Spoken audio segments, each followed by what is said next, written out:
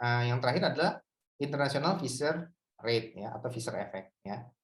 Nah, international Fisher effect itu pada dasarnya ya ini ya, perbedaan ini kaitannya antara apa? Antara si yang terakhir nih ya, sebelum terakhir sih. Oh my God. Antara apa? Antara si forex tadi dengan si inflasi ya. Nah, maksudnya apa? Teorinya adalah real rate of return adalah sama dimanapun di dunia ya, di seluruh dunia. Sehingga apa? Perbedaan antara nominal returns ya di seluruh dunia itu karena apa? Karena adanya perbedaan inflation rates.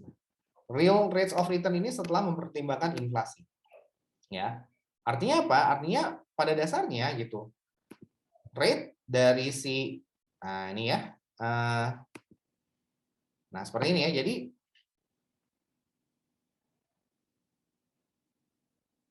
udah kelewat. Nah, jadi interest rate ya. Nah, ini berkaitan dengan suku bunga. Suku bunga apa? Suku bunga bank sentral. Ya. Pada dasarnya suku bunga bank sentral after inflation itu sama di semua negara, ya. Nah, yang membedakan apa? Yang membedakan adalah tarif inflasinya. Nah, gitu ya.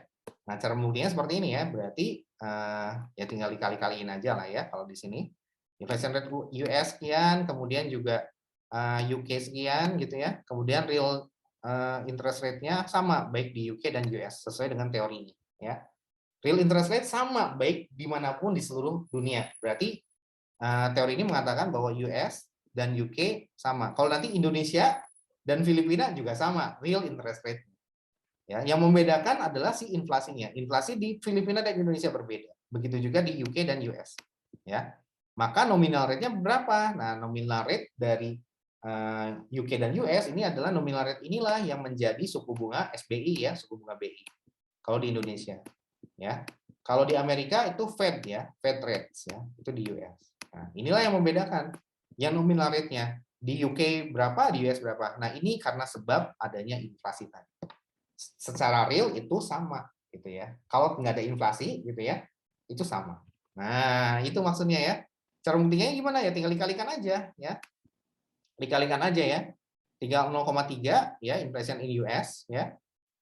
Tarif inflasinya ditambah dengan real interest rate atau suku bunga di US-nya ditambah dengan ya dikalikan 3 dikali dengan yang 2 ini ya.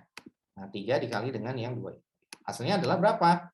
Hasilnya adalah 5,0 dan ini 8,12 ya.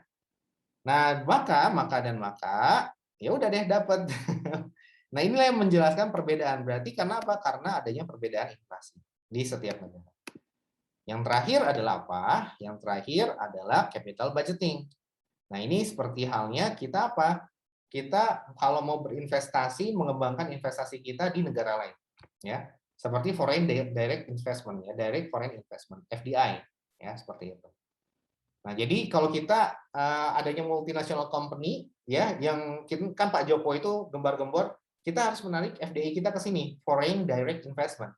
Artinya Tesla mau investasi di Indonesia. Nah, cara mengukurnya gimana? Dengan pakai NPV ya. Hanya saja apa? Karena udah lintas negara, dia akan menyesuaikan dulu NPV-nya di mana? Di Indonesia. Sehingga apa? Maka dia harus menggunakan mata uang Indonesia ya. Maka dia harus menggunakan cash flow-nya pun proyeksinya atas mata uang rupiah gitu ya. Nah, sedangkan posisi di Amerika ya. Makanya dia nanti harus melakukan perhitungan ini ya. Nah, caranya sama kayak NPV ya. Ini initial outlay ya, minus 20. Nah, ini cash flow-nya, tapi ini kan sudah disesuaikan bahwa ini berada di Indonesia misalkan ya, di INA ya. Nah, ini sudah mata uang rupiah berarti ya. Sedangkan Tesla posisinya ada di Amerika. Nah, gitu ya. Nah, maka apakah Tesla akan berinvestasi di Indonesia atau enggak? Nah, ini cara memutuskannya ya. Kita harus bikin yang interest rate diferensial dikali spot exchange rate ya. Seperti itu. Nah, misalkan ini 14% si diskon rate-nya ya. Tapi kita harus memperkirakan ya current spot exchange rate ya. Jadi spot rate-nya berapa ya, sama 1 tahun forward rate-nya berapa. Nah, ini yang harus kita ketahui. Jadi Tesla harus memperkirakan spot rate dia nilai tukar rupiah dolar terhadap rupiah berapa hari ini. dan nilai tukar dolar terhadap rupiah 1 tahun ke depan berapa, gitu ya.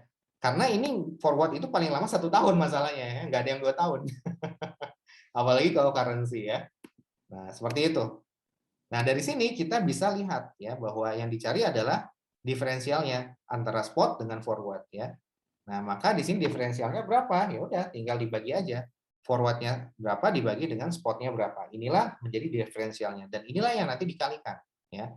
Nah, dikalikan seperti ini ya. Jadi spot rate-nya ini berarti udah langsung 0,11 ya. Ini berarti nanti RP ya. RP berapa? Dikonversikan ke dolar gitu ya. Kalau di dolar berapa berarti? Nah, itu yang tahun ke-0. Nah, kemudian yang tahun pertama juga sama, tinggal dikali spot dikali dengan diferensial pangkat N ya. Tadi diferensialnya kan udah cuman tinggal dibagi doang ya, forward dibagi dengan spot gitu ya. Hasilnya adalah sekian. Nah, ini untuk yang 1 tahun ke depan. Hasilnya berapa? Ini rupiah nanti ya, konversikan ke dolar. Nah, begitu seterusnya. Untuk yang tahun kedua, ketiga, keempat, tinggal dipangkatin 2, 3, dan 4. Nah, setelah itu hasilnya adalah seperti ini. Ya, dikalikan dengan si cash flow dari rupiah ke dolar. Nah, seperti ini ya. Ini kalau kita istilahkan ini rupiah. Nah, ini cash flow kalau udah dalam bentuk dolar. Ya, sorry, ini adalah forward rate-nya ya. Setelah tadi ya dikalikan spot, dikalikan dengan diferensialnya. Nah, ini dikali rate-nya berapa? Nah, hasilnya adalah ini sudah dalam bentuk dolar. Ya, ini adalah cash flow yang sudah dalam bentuk dolar. Nah, kalau udah kayak gini, kita bisa masukkan rumus NPV. Berapa NPV-nya? Ternyata sekian. Ya, kalau positif berarti laksanakan proyek pembangunan pabrik nikel di Indonesia. Sayangnya NPV Tesla-nya ketika menganalisis proyeknya negatif sehingga tidak jadi invest di Indonesia. Akhirnya lari ke Cina. Ya. Oke, itu aja yang bisa saya sampaikan terkait dengan materi terakhir kita.